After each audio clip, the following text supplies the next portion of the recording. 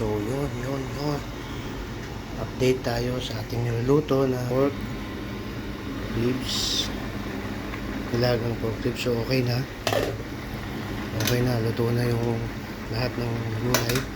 So, i-off na natin to. Okay na yan. So, yun mga kais. Maglilinis na ako dito. So, okay na yan. So, tuna yung gulay bago ma-overcook. So, yun. Makabuluhang araw na naman para sa lahat. So, peace you. So, mga kais, maraming salamat sa inyong pag-antabay and suporta lang sa ating suportahan nyo lang yung aking page. Maraming salamat.